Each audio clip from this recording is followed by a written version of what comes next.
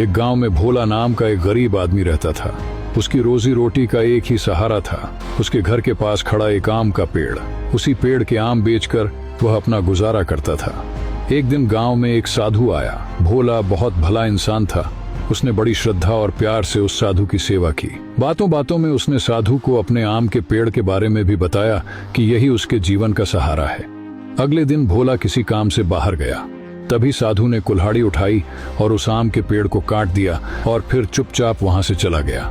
शाम को जब भोला लौट कर आया तो उसने देखा कि उसका पेड़ जमीन पर गिरा पड़ा है। यह देखकर वह दुख से फूट फूट कर रोने लगा। वह गुस्से से बोला, साधु ने मेरी सेवा का यही बदला दिया, मेरा एकमात्र सहारा छीन लिया। समय बीतता गया। पेड़ के कटने के बाद भोला के पास कोई सहारा नहीं बचा। मजबूरी में उसने मेहनत मजदूरी शुरू की।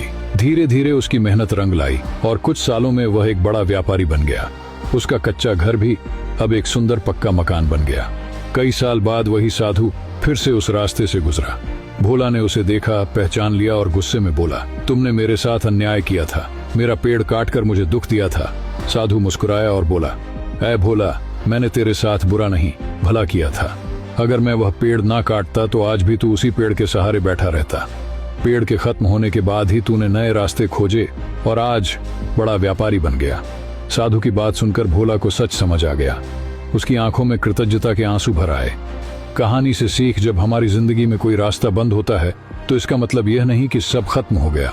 अक्सर बंद दरवाजा एक नई शुरुआत का संकेत होता है। कभी कभी जो हमें नुकसान लगता है वही हमें आगे बढ़ाने की सबसे बड़ी वजह बन जाता है।